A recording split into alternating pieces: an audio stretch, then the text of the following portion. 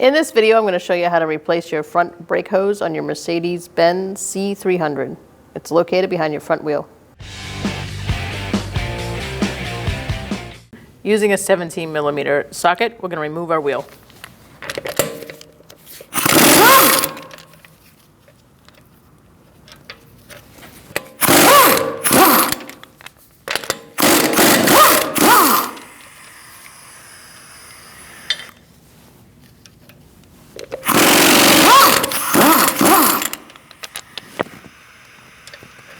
For this last one, you want to keep a hand on the wheel.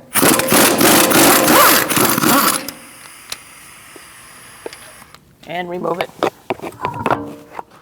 Before doing any hydraulic brake fluid jobs, you are going to want to press down on your brake pedal with a pry bar and jam it up against your front seat. That'll just keep the pedal down while you're doing the work so you don't lose a ton of brake fluid. Using an 11mm line wrench, we're going to disconnect this line from the hose.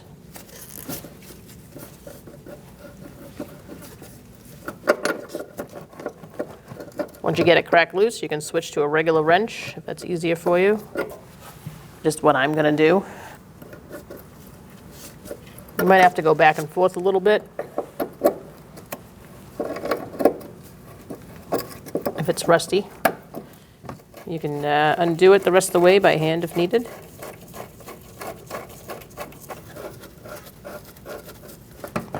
Once it's out, you can pull it out of the hose area. And now we're going to remove our hose. Take a hold of the hose and push out and unhook it. Now we're going to unscrew it from the caliper. I'm using a 14mm line wrench, and we're going to loosen up our hose in our caliper. Put a drip pan below. Once you get that cracked loose, you should be able to grab a hold of the hose and just unscrew it.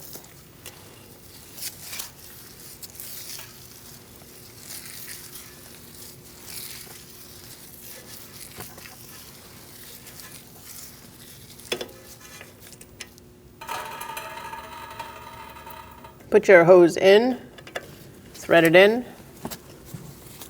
You definitely want to do this end first. Same way we took it out. We're going to turn the hose, so hold it together like this. It's a lot easier.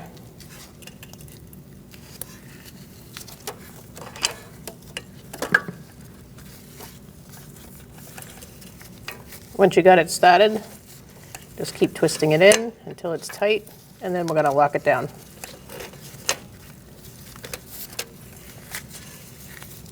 Don't kink the hose as you're doing it. You can bend it, but don't kink it.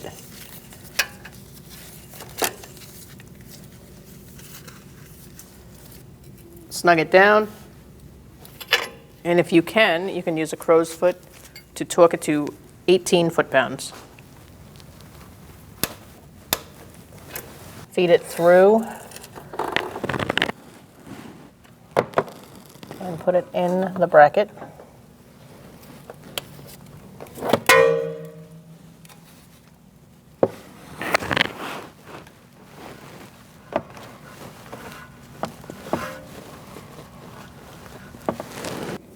Slide that in. Make sure it's fitted between that rubber grommet and not on one side or the other.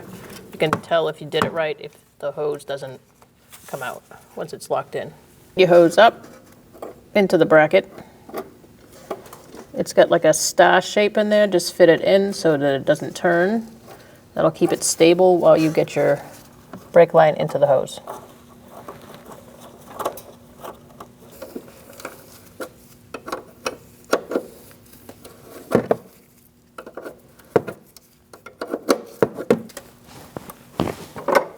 Now that we've snugged it down, we're going to go back to our line wrench and tighten it up.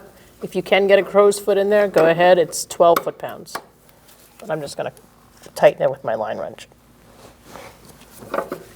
Remove your pry bar. And now you're going to pump it up a little bit. And we're going to do a gravity bleed. Remove your rubber cap off your bleeder, as is missing. Use a line wrench, 11mm, and break free your bleeder screw.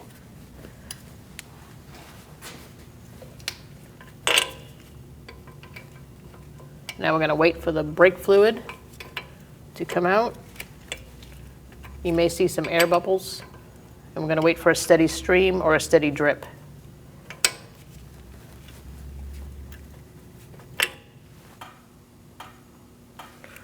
That looks good.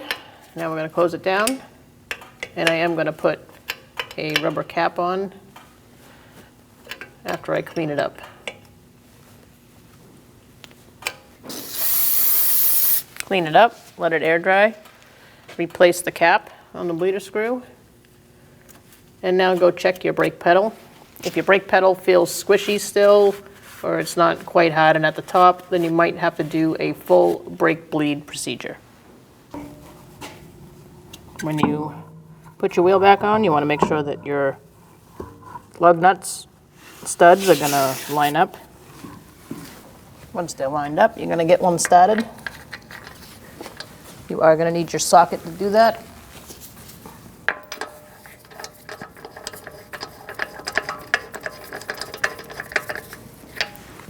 Now you can let go and do the rest. Now we're going to snug them up. We're going to do that in a star-like pattern using a 17mm socket.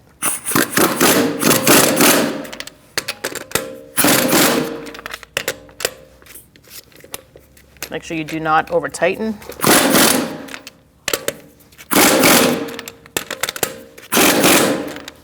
We're going to torque our wheel to 96 foot-pounds. We're going to do that in a star-like pattern.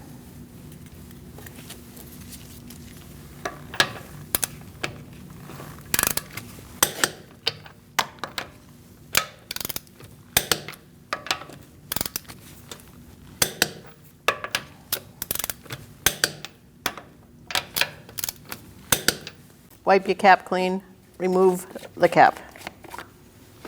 Remove the screen, place it on your rag, and now we're going to siphon out the old fluid and replace it with new fluid.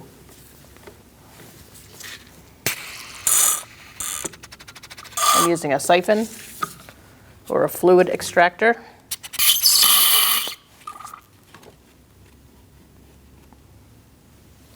We've removed all the fluid, and now we're going to put clean fluid in. Fill it up to the full line or max. Just fill it up with clean fluid all the way up to the max line.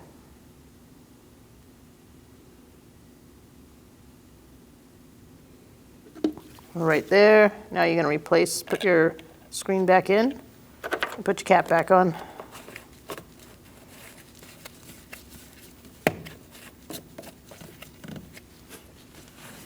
Now we're going to start our manual brake bleed procedure. We're going to start with the right rear, then the left rear.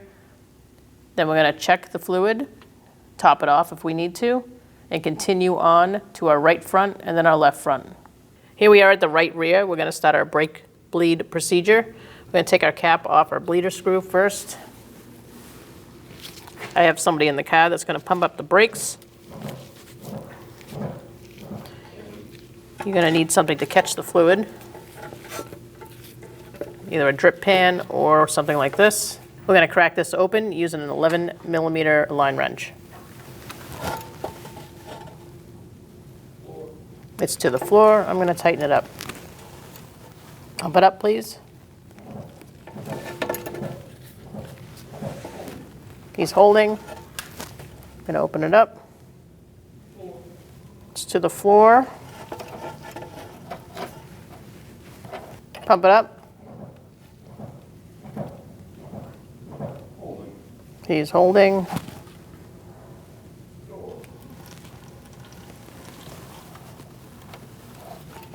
I'm tightening it up. We're going to clean up our area and move on to the left rear. Let that air dry and put your cap on. We just finished the back two wheels.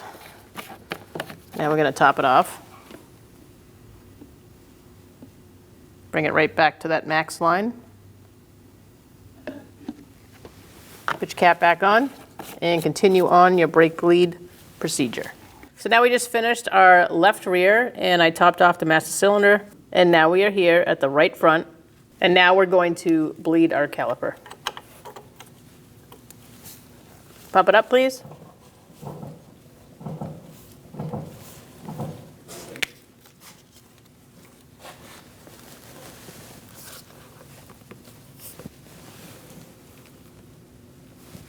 He's holding, I'm opening it. It's to the floor, tighten it down. Pump it up, please.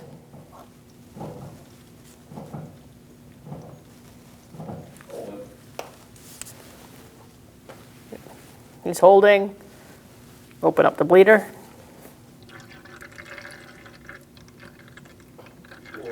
It's to the floor. And tighten it up. Pump it up one more time. He's holding. I'm not seeing any more air bubbles. It's to the floor. Close it down.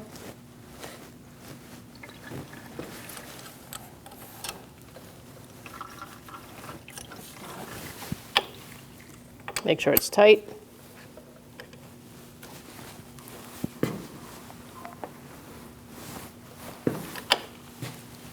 Clean it up. And now we're going to go to our left front and bleed that side after we put our cap on. So now we're done with our brake bleed procedure, and we're going to top off our master cylinder.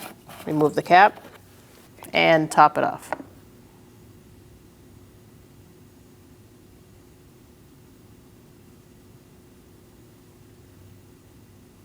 That's at the max.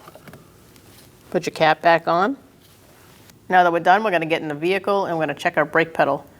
What you're looking for is a nice hard pedal at the top. You don't want it to feel squishy or to fall at all while you're pressing the pedal.